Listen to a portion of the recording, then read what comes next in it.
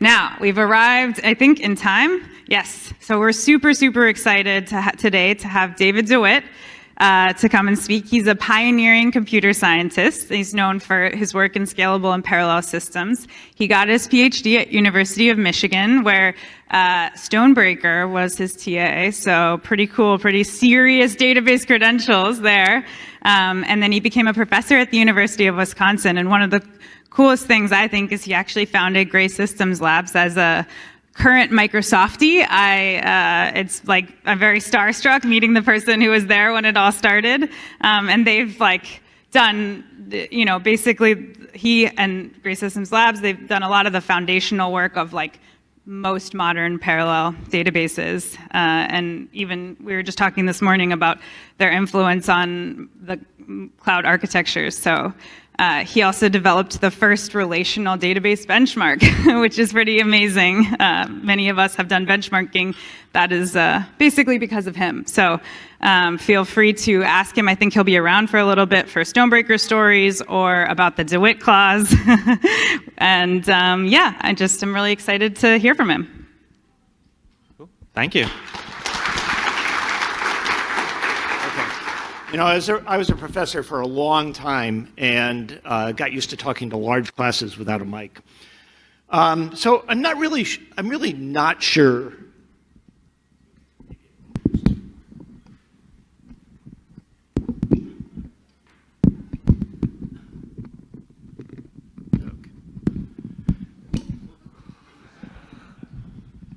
Okay.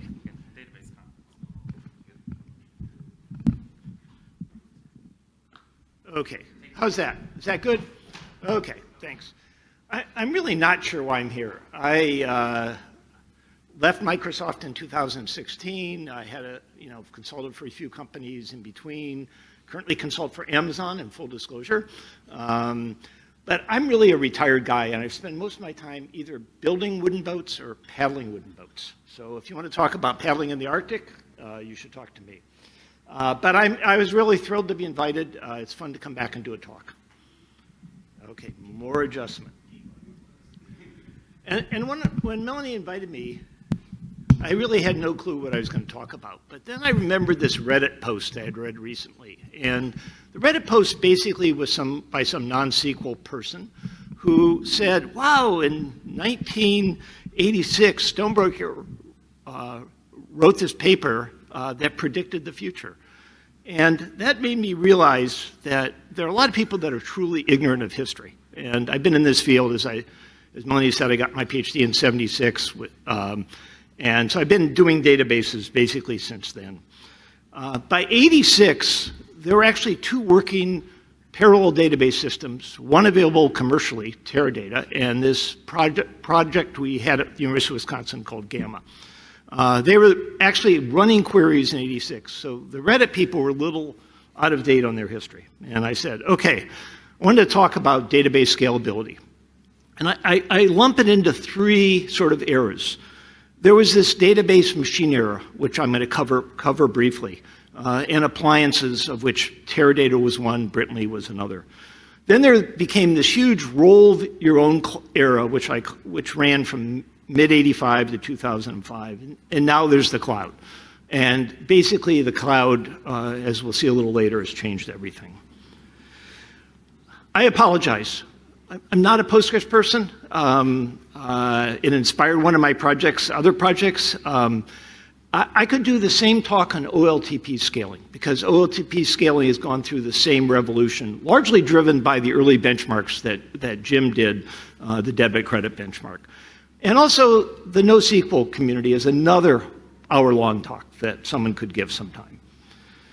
So at the beginning, in 1970, as you all know, Ted Codd wrote this fundamental paper on relational data model, a CACM paper in 1970. This launched a huge war between Stonebreaker on the top and Bachman on the bottom. And the conferences used to be filled with debates about the viability of the relational data model. Could you actually implement the relational data model efficiently? And at the time, the predominant data model was something called Codicil, though IBM had something called IMS, but the standard was this weird network graph structured thing that was just, required procedural and not declarative programming, just a bear to use, just terrible. So on the software front, Stonebreaker launched the Ingress project. He was not a database person as a grad student. He was in continuous stochastic processes was his thesis. But he took a gamble as an assistant professor and started the Ingress project. At the same time, Jim and people at IBM were doing System R. But on the hardware front, a bunch of computer architects said they could make the relational data model work. And that's the hardware front. I'm going to talk briefly about 3 or 4 projects, particularly RAP, Chasm, and Raries. So in the beginning of parallel and scalable database systems, there was this idea of taking processing logic and associating it with some data cell. And at the time, it was very common to either have a fixed head drum or a fixed head disk as a swapping device for your time sharing machine. Because time sharing machines were running a lot of different users, they had to swap memory out. The bottom on the right there, you'll see a picture of a fixed head drum. And you can actually see the read-write heads associated with that fixed head drum. The drum is open for purposes of this photo. I've not found a picture of a fixed head disk. But the idea was to take and associate with the read-write head a little processor that could do processing like selections and maybe joins. And that was the beginning of the attempt to build database appliances, or database machines they were called at the time. Special purpose processors dedicated to doing relational query processing. There was a pioneering project in Canada called RAP, for Rotating Associated Processor, another one at Florida called Chasm, and another one at Utah called Raries, all 50 years ago. So this was the beginning of scalable database systems, this whole era of database machines. They used different storage formats. For example, RAP stored bits, rows around the track of the fixed head device, and then Chasm used some stored relations as attribute value pairs, sort of like the NoSQL guys. And then Raries was a Utah project that striped bits of a row of a table across tracks. And the idea, as I've described, is pretty simple. You have some kind of simple processor associated with a fixed amount of medium, and you did selections by setting a bit in the row. Okay, forget transactions. Nobody's doing transactions, even thinking about transactions in those days. Let's just see if we can make the relational model work. Joins involved what we'd call today a nested loops operation, involving a hardware operator called crossmark. As qualifying rows were produced, they were returned to the host processors by these little associative things, formed into rows and returned to the users. These projects were great, but they were really academic prototypes, and I'm not sure they actually ever really worked. But these initial projects launched an entire academic community building custom purpose hardware to implement the relational data model. When it became clear that you couldn't build a really scalable system on top of a fixed head disk or a fixed head drum, you might turn to custom hardware. And there were people building these machines out of charge-coupled devices, which you find inside a camera to record an image. You could actually, was a storage technology. IBM had a technology called bubble memories, which I tried to remember last night how they worked, but somehow they used magnets or some kind of field to induce a bubble inside a storage medium. All these attempts failed, and I wrote a paper in '83 that's kind of fun to reread about an idea whose time has passed, database machines. They all failed because they relied on custom hardware at a time when microprocessors were emerging. I too failed, okay? I was a young assistant professor. I had to have a project to get tenure. I knew Mike, so Mike said get into relational database systems. We built a project called Direct. Don't ask me what it stands for. The most interesting, so it was a custom multi-purpose, multi-port memory with a bunch of PDP-1123s attached to it. So we had custom hardware, another bad idea. We actually took Ingress. For those of you, anybody here work on Ingress? Oh, a few people, yes.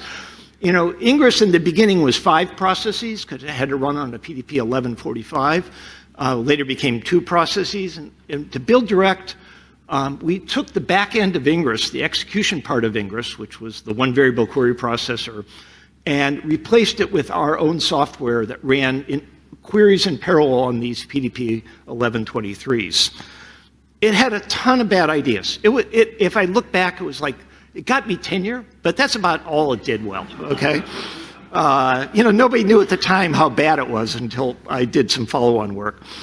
It had n-squared message passing.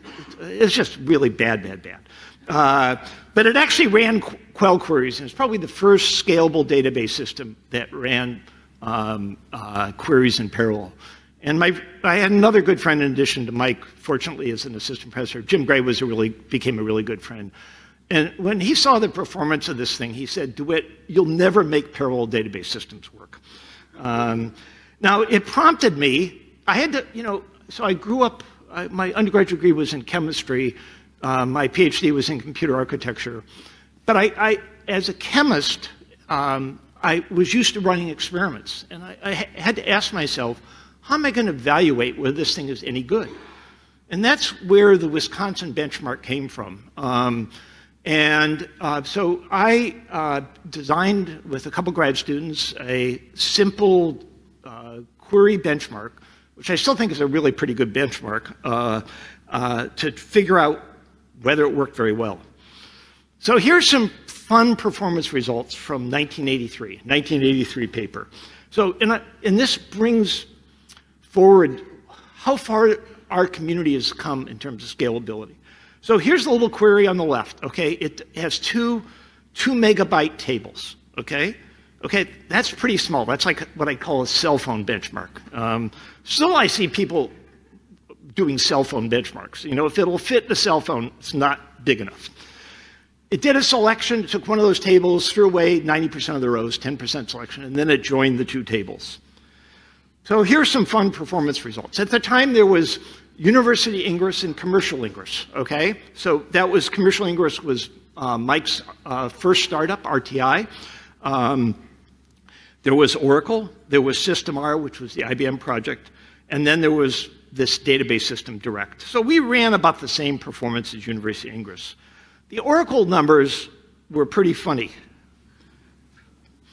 At the time, Oracle, and I don't mean to pick on, I'm really using this example not to pick on Oracle, but to pick on the state of query optimization 40 years ago, okay? A little over 40 years ago. Oracle at the time took the query and ran it in the order in which the predicates were in the query. Didn't know to push selections before joins, okay? That's why it ran in 300 minutes. It got Larry really, really mad. So I was an assistant, at that point I was a tenured professor. Larry tried to get me fired. He did not understand the concept of tenure. He wrote all these nasty letters to the dean of letters and sciences at Wisconsin saying why they had to fire me for bad scientific work. They didn't understand about tenure. But this shows how bad my first effort was. So if you remember, the hardware actually had 8 PDP 1123s. We can never get all 8 to run reliably. We got 4 to work long enough to run these queries, okay? And from 1 to 2 nodes, we did pretty well. We used twice as many processors. We got twice, the thing ran twice as fast. That's really great. At 3, it started to slow down. At 4, it hit a total wall. So that was the state of scalability in 1983. We couldn't run a tiny, tiny cell phone-sized benchmark in less than a couple minutes. Had to do something else. But out of this period, the first 2 appliances appeared. The first was the Brittany database machine. And it was Bob Epstein, Paula Hawthorne, a bunch of ex-Ingress people, and along with Dave Britton and I forget Lee's first name, and they came together to build a database appliance, and that was the Brittany Database 500. This is actually my database. I just had this photo, database DBM 500. I still have it. I tried to run it before I left Wisconsin. It actually booted about 10 years ago. I would love to find a home for it. So this is a 40-year-old appliance that I still have sitting in the machine room at University of Wisconsin. But in '84, Teradata first appeared. And it's hard to figure out when Teradata actually shipped its very first appliance. It was based on Phil Netch's Caltech thesis. So it was a database machine that actually did succeed. And I'm going to talk a little bit more about that. It was truly, when we use the phrase, Stonebreaker's phrase, shared nothing, the idea, or the Teradata was really the first truly scalable shared nothing database system to be marketed. Now, I just want to bring everybody to the same page. What do I mean by shared nothing? Well, shared nothing is a paradigm for building a scalable database system. And as I think all of you know, you basically take a bunch of commodity processors, each with its own memory, its own storage, and connect it together by an interconnection network. Early on, people had some token rings custom built.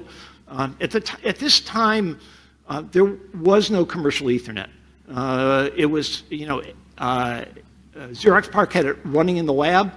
You couldn't actually buy it yet. So people were doing their own custom interconnection network. But as we've seen over the years, this basic design scales to hundreds of nodes and thousands of storage units. And it became the de facto standard for building scalable database systems. That was the hardware platform.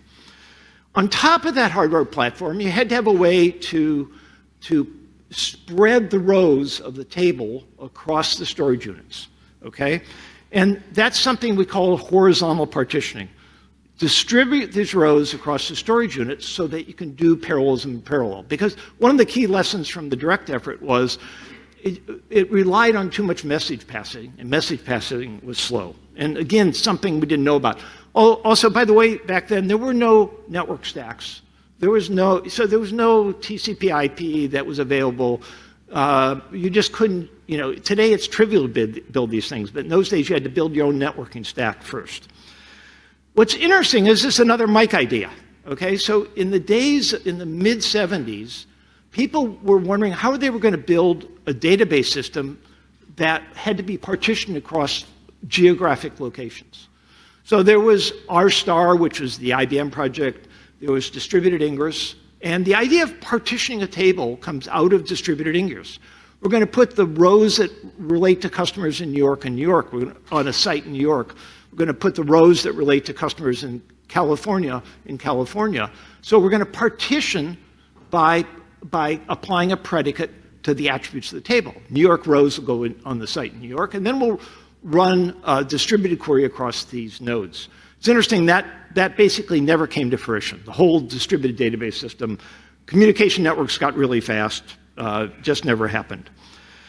So this is really critical to getting good speed up and good scale up. So there are four sort of common strategies that everybody uses today. There's hash partitioning. Load the rows of the table by applying a hash function to some attribute. Typically, in the case of a standard table, it'll be either to the key or the foreign key in a table, is how data is typically partitioned. Sometimes hash partitioning doesn't work very well because there's skew. Some attributes are more common, and you can't, when you use hash partitioning to put table into a scalable system, all the rows with the same attribute value, if you've hashed on that attribute value, are going to end up on the same node. So there is an issue of skew, and there's a lot of work that we did and others at IBM did on dealing with skew.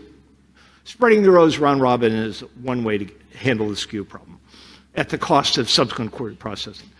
There's range partitioning, and then now very common, small dimension tables are replicated on every single node. That's not something that I thought about originally, and I actually don't know, Teradata didn't also do full replication of dimension tables, but it came along at some point.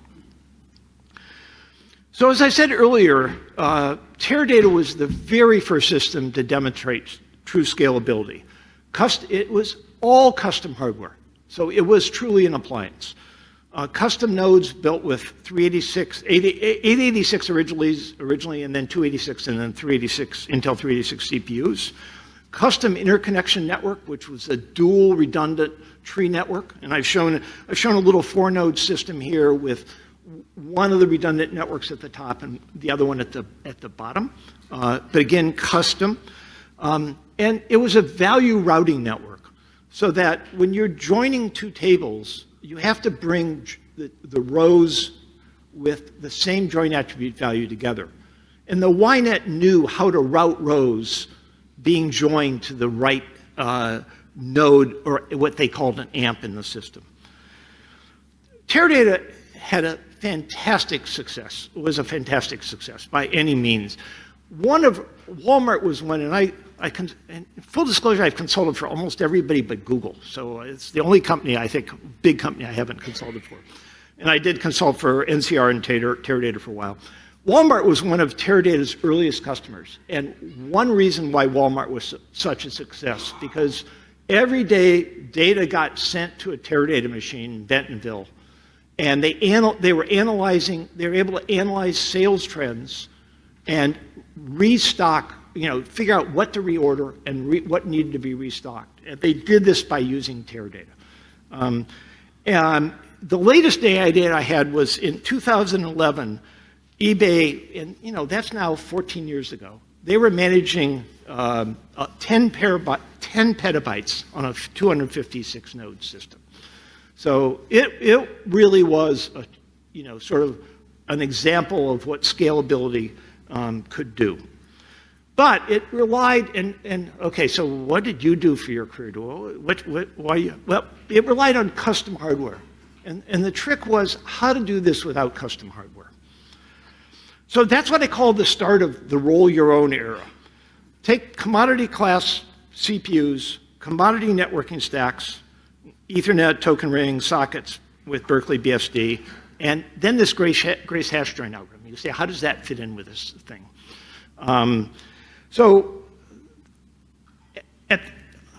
What's that? So if you look back in the history about join performance, at the very beginning, there was just nested loops join. You look at the early versions of Ingress, it knew about a couple different kinds of the university version of Ingress. It knew about a couple different kinds of nested loops where you scan one table, and for every row of the outer table, you either scan the inner table, or every block of the outer table, you scan the inner table. That takes R times S disk IOs. The IBM guys pioneered something called the sort merge join, where you sort both tables and then do a merge of the sorted tables. And I'm not going to explain how I get to 5R plus 5S, but you can trust me, that's about right, because you have to read each table twice to get it sorted, unless it's a cell phone benchmark. And then you have to merge the two tables to get the final sorted table, which you could join. Kitsuragawa, who is a professor at the University of Tokyo, had an early project called the Grace database machine. And as part of that project, he developed the first join algorithm based on hashing. And I'm going to go through it in a second. But basically, it gave us a factor or two in performance immediately. Okay, so there's this scalability bump. Because to join the rows of two tables, you don't need to sort those tables. You just need to bring the matching rows together. And as we'll see, this algorithm was the key to my project Gamma, which applied that idea to parallelism. So it was a huge breakthrough, and it took less space than the sort merge join. So the idea is really simple. You take the table, you scan it, apply a hash function. And the reason I want to talk about this, why is he talking about this? Well, people on Reddit don't understand this either. It's like, oh my, these people, they think hashing requires that the inner table fit in memory. Oh my God, this is a 40-year-old idea, people. I do wonder sometimes, and now I'm going to get in trouble with my Amazon boss, why doesn't Spark have hash-based joins? Velix does. But anyway, okay, let's go back. So the idea is really simple. You scan the table, you apply a hash function, you divide the table up in a bunch of small buckets. And Kitsuragawa had the observation, use lots and lots of small buckets. The goal of all those small buckets, R1, R2, blah, blah, blah, is each one should fit into memory, the space you have allocated to do the actual join. So this is sort of a pre-processing. You do the same to table S. And then you go through this join phase where you bring the smaller of the two, R sub I or S sub I, into memory, and hopefully they both fit. And you build another hash table on the join attribute. This is a memory resident. And then you scan the corresponding bucket. So basically, you divide the two tables into a bunch of really small pieces, divide and conquer, and then when you've done dividing, if you've divided small enough and you don't have some bad skew problem, one of the buckets will fit in memory, and you can just pass the other bucket of the pair by it and affect the join. So this is a really, really, it's one of those ideas, and it's obvious now, that in the mid-'80s, nobody had this idea, except Kitsuragawa. And again, gave us almost a 2x performance boost. Again, only one of the two needs to fit in memory.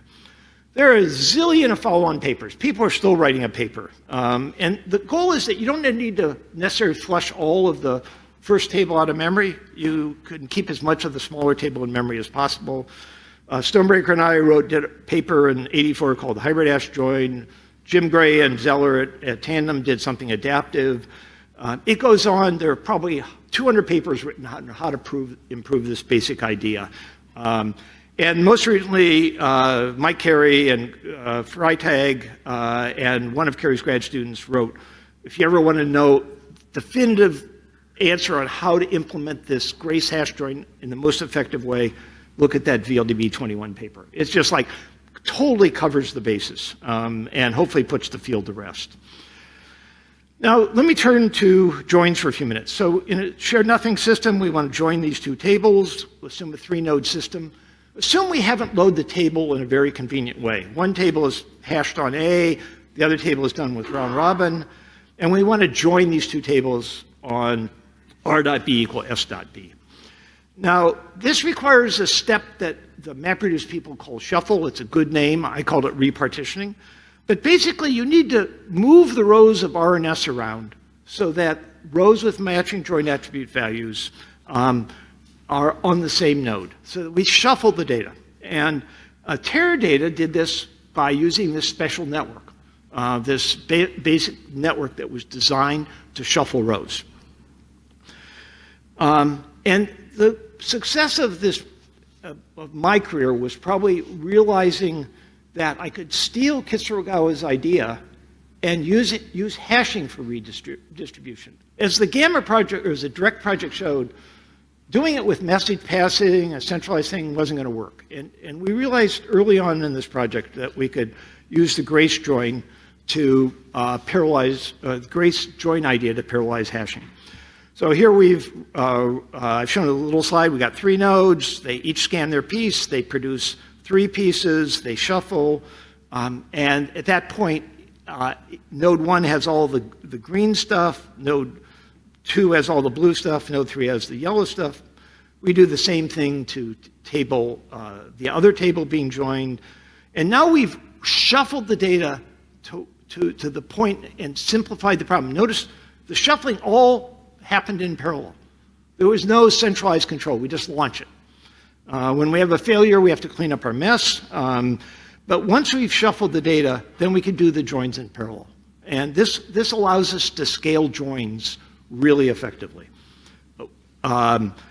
It can be pipelined. It turns out in really big systems, people don't pipeline as much as we did in Gamma, because if you have a failure in the middle of a pipeline, you have to restart the pipeline. It can be a pain. And you don't need a custom network. So this was my second project. This is a thing we called Gamma. It had all these ideas. But I want you to forget okay, what's that picture on the right? That picture is not a set of washing machines in a laundromat, okay? That's a partial picture, which I found from of 20 VAX 11 750s, which were the size of washing machines in my machine room, or our machine room at Wisconsin, stacked on a custom-built rack. So I claim that was probably the first rack setup on the planet, okay?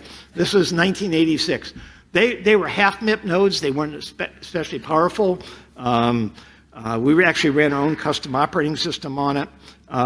Later on, I got Intel to build me a 4-cabinet rack of a shared nothing rack that we developed together. So that was sort of a hypercube. We never used the hypercube network to route, but it had 286 processors and 5-inch 200 megabit byte disk drives in it. We did much better on this one. This is joining 1 million rows with 100,000 rows. So we've scaled from, in 84, we couldn't do 10,000 rows versus 1,000 rows successfully. 3 years later, we're doing 1 million rows, join 100,000 rows quite successfully. The speed up curve on the right looks really good. The most interesting thing about this, the response time curve on the left is the vertical distance between the purple bar and the violet bar and the purple bar. I don't know what colors those are. Yeah, I guess. This bar and that bar. That's the cost of repartition. So the top bar shows the response time when you have to shuffle. The bottom graph shows the time when you don't have to shuffle. So we could shuffle really fast, and that showed this idea of stealing Kitsuragawa's hashing algorithm and applying it to shuffling could be made to work really well. Then, fortunately, Stonebreaker came in. I call him the big dog, and I have known him a long time. I still see him. We live in Boston together, and we see each other all the time. Mike wrote this paper called "The Case for Shared Nothing," and at the time, people didn't know how to build scalable systems. And Mike weighed in and said, "It's going to be shared nothing." IBM was pushing shared memory. They still sometimes are pushing shared memory. Oracle was pushing shared disk, and Mike made a case for shared nothing, and the field exploded. It became just commodity. Take your favorite database system, add some commodity hardware, by then Ethernet was widely available, 10 megabit, 100 megabit, and write a piece of shuffling code. So IBM had DB2, PE in 95. Netezza did Postgres, and as an appliance in 2000. Astrodata, Postgres, 2005. You get the pattern here? Vertica, another Mike startup, didn't do Postgres, okay? So I was actually part of the Vertica startup for a couple of years before I joined Microsoft. Totally changed the world and said, this is dumb to do decision to support based on row-oriented, we'll do column-oriented. Eventually sold to HP. ParAccel, Postgres. Huge, what do you guys haven't been sitting still, right? Green Plum, Postgres. Hive, not Postgres. SQL Server PDW, which I also worked on. SQL Server, another appliance. So a couple appliances. Postgres. The standard formula for doing a startup is to take Postgres and build roll your own scalable database system. Insert your favorite here. Okay, at some point, somebody in the audience, and Sergey, there's probably some Google here, say, you forgot about MapReduce. I hate MapReduce, okay? It was supposedly a new paradigm for big data. It totally failed, okay? And people will argue with me. It's had some bad impact on my career for taking this position. Mike and I wrote a blog about it called MapReduce, A Giant Step Backwards. We were so right. It was so in 2009, by then we had graduated to a bigger cluster. Some grad students and young professors decided to do a performance. And I took one slide from this paper. So we took Hadoop MapReduce, and we had a 100-node Linux cluster. And we set up MapReduce on that to the best of our ability, Vertica and IBM DB2 PE. The graph shows DBSX, but that's just because IBM was mad about this. So we had to take the name out of the paper. And it was some, find the source IP that generated the most average according with average rate. We took some predicate out of, or some query out of some MapReduce paper. And we set it up to run on this cluster. And this was a scale-up experiment. So you go from 25 nodes to 50 nodes, you double how much data. To 100 nodes, you double how much data you get. It doesn't really matter. Look at what the big bar is. It's MapReduce. Look what parallel database systems could do. It was, Vertica was okay. DB2 was a little better. DB2 PE was a little better. There's a reason MapReduce is no longer a big deal. Okay, the final bit, the cloud. So 2006, everything changed.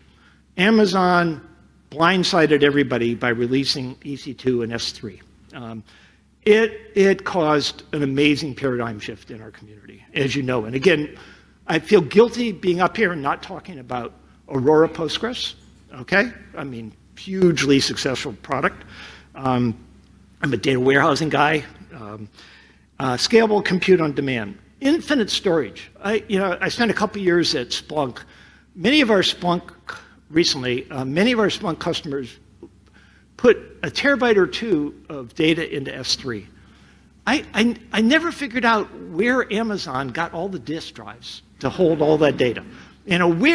Where does all that storage come from when a bunch of Splunk customers are doing, and I'm sure a lot of customers are loading terabytes a day. It's just stunning.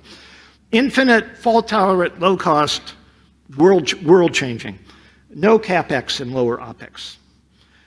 Now, before the cloud, here's the picture. And this is x-axis cost, y-axis complexity. You can believe this or not believe this. Before 2006, if you wanted performance and low cost, you bought an appliance. Teradata, Netezza, maybe if we were lucky, you might have bought a SQL Server PDW appliance. We weren't so lucky. High CapEx. You had to spend a lot of money, but once you got it, they just held your hands, okay? And still to this day, probably gold standard for appliance, okay? I don't know that anybody, gold standard for performance, I don't know that anybody makes appliances anymore. Oh, back, click. The other thing you do is roll your own. You could take, Green Plum, you could buy and install a cluster of servers, install the software after it or Green Plum. High complexity. You had to order the machines. You had to put them up. I myself have racked 100 node clusters. It's a pain in the neck to set up. Just painful. High complexity, medium CapEx, cheaper than the appliance, but high OpEx.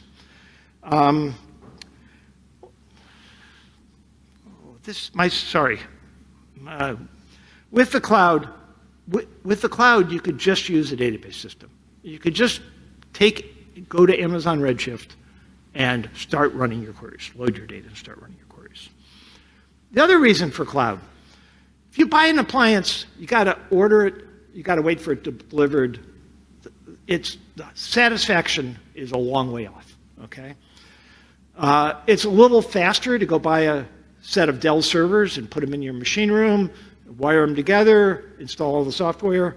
So the time to insight is weeks instead of months. The cost goes down.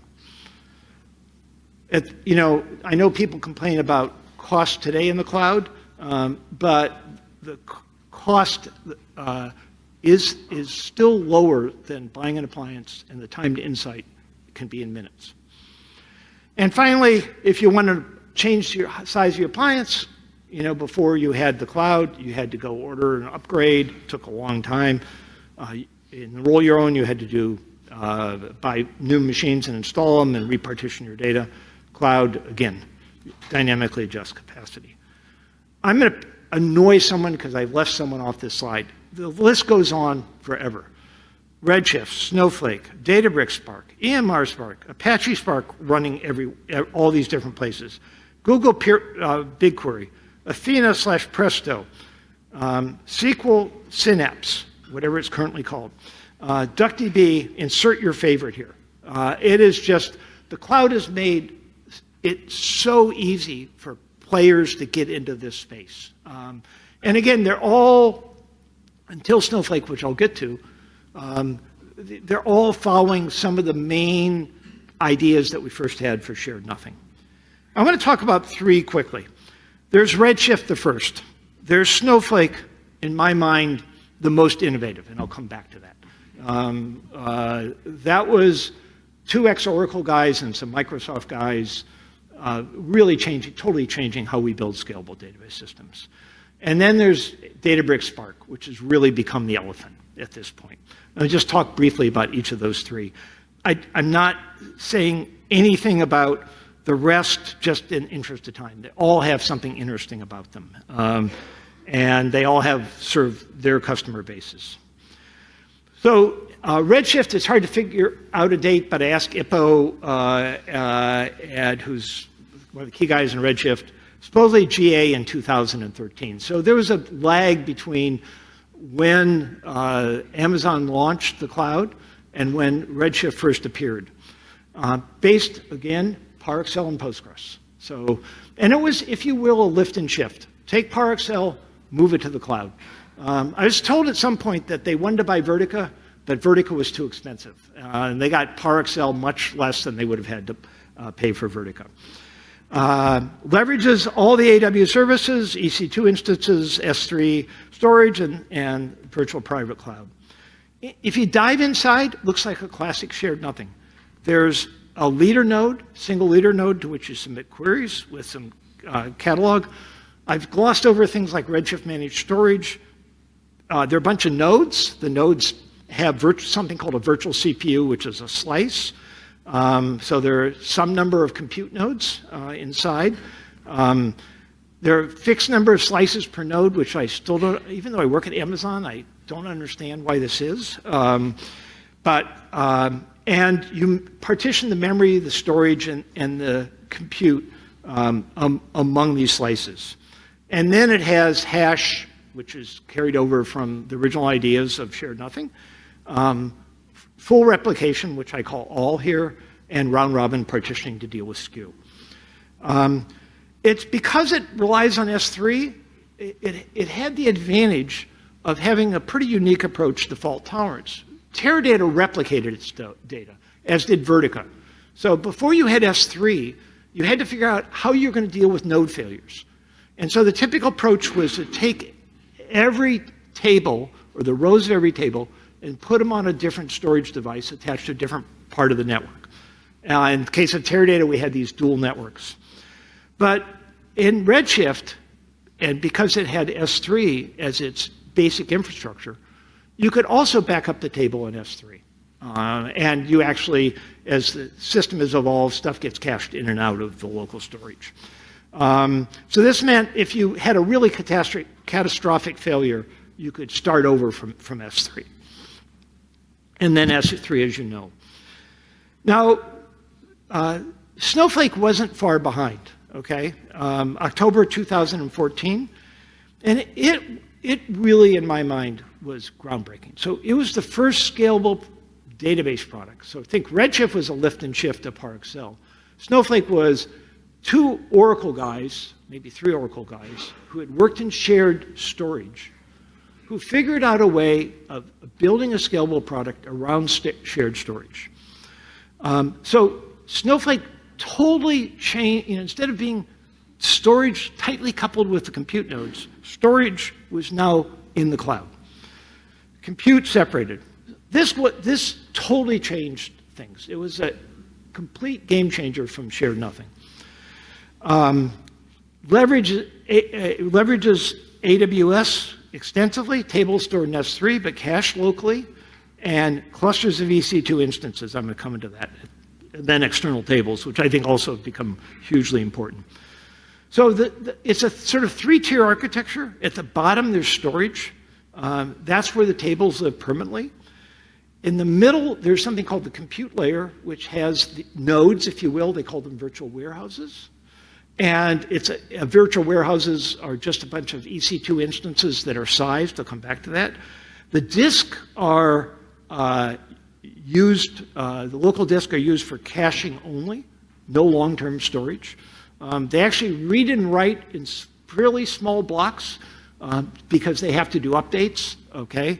Data's on S3, you can't update it, right? So when you want to do an update, you've got to copy that block, and so they use a relatively small block. And then at the top, they have all their cloud services: authentication, optimization, security, and metadata storage. Interesting, it's one of the first database systems I'm aware of that didn't use itself for the metadata. So the metadata for Snowflake is stored in what's it? Foundation DB, FDB. Thank you. That was sort of enabled them to get going really quickly, so they didn't have to bootstrap their catalog stuff. So shows in my mind this simple slide shows the power of Snowflake. The database is sitting out in S3. The database administrator can size. There's not one data warehouse for every query. You can have as many virtual warehouses as you want, and you can size them to meet the needs of individual queries. These can be adjusted dynamically. So here, by taking a step back from shared nothing, and you couldn't do this in shared nothing, separating compute from storage, they're now able to bring the amount of resources necessary to really execute each query efficiently. And it truly is a game changer. Okay, Spark, the next game changer. Read the third bullet point. It's what MapReduce failed to be. It is, and it's really interesting because not only is it offering SQL, but it's offering streaming. And this is different than what Redshift is doing and what Snowflake is really doing. Spark came to the game wanting to do everything. Machine learning, streaming, SQL. The key structure, so it started at Berkeley and then became an Apache project in 2013. General purpose for framework for doing distributed computing, including SQL. And I don't mean to pick on the MapReduce guys. The Spark guys won. Okay, this was another big game changer. I don't want to go through the stack in detail. At the bottom, there are these things called RDDs, resilient distributed data sets, which you can program against directly. And there you see on the left, you can write user programs and all these different languages to operate on these distributed data sets. There's also Spark SQL, which uses data frames, which have relational operators. You can actually, the beauty of Spark, and this is that your application program can mix operations directly on data frames with SQL. Amazing flexibility. Metadata often Hive or Glue, or nowadays Iceberg and probably Delta tables, blah, blah, blah. Databricks really has become the Spark elephant. There was a very important paper in Sigma 22 called Photon, where they announced the availability of a vectorized query engine in C++. Spark was traditionally written in Scala. Columnar data, in-memory data representation, vectorized execution, SQL and data frame APIs. By the way, Photon, you can't talk to RDDs anymore. And huge performance boost, 3x to 10x faster. They followed that up in a VLDB 2024 paper on adaptive query execution, and I'm going to come back to that. And even though I work for Amazon, they are the market leader in the Spark space. Okay. Now, I'm going to finish up by talking a little bit about query optimization. I think we've solved the scalability problem from the algorithm point of view and the hardware point of view, and basically most of the software point of view. But if you look back to the original paper on query optimization by Pat Selinger in 1979, not that much has really changed. Gutzgraffi did Volcano, which is used in a lot of the Volcano model. Microsoft had a great optimizer and SQL Server based on the Volcano model. You know, I showed you those early results from Ingress and Oracle. Query optimization was a problem then. It's remained the hardest problem to solve in the entire database field because of the fact that statistics don't do any good basically after the first level of the query plan. And this is where adaptive query execution, I think, is going to change the game. It's going to be the big game changer in the next 10 years. Now, it's actually interesting, again, it's one of Mike and Gene Wong's ideas that is the basis for this. If you look back at the original Ingress code, it used something called the one variable query processor. So it basically took one table at a time and figured out who to join it with. And then it looked at those sort of results and did the next join. I did some work on this. IBM built something called the DB2 Learning Optimizer.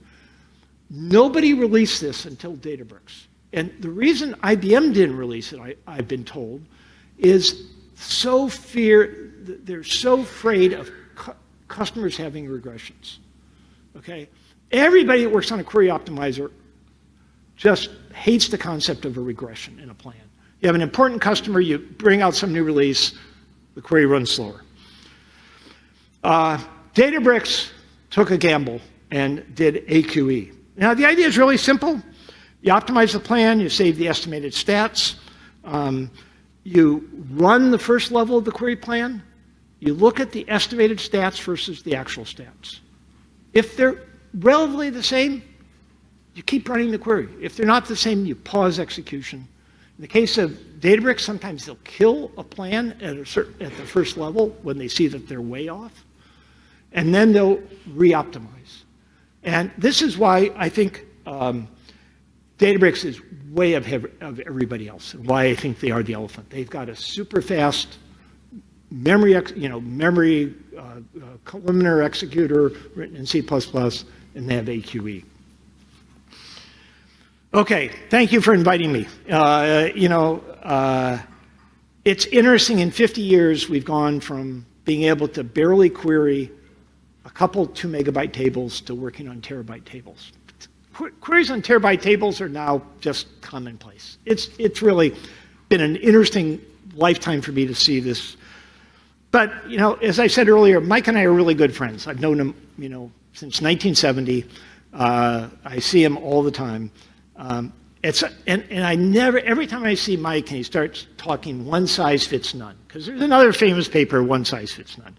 And that's why he did VoltDB and Vertica and all these different things. But the fact of the matter, I always tell him this, he's totally wrong, because one size does fit all, and that's Postgres. And this community, it's true, right? If you look at all the startups that have based their whole premise on Postgres, all the parallel database systems, Postgres it's been an overwhelming success, and you guys should be really proud. And Mike was really wrong. So, okay, I'm done.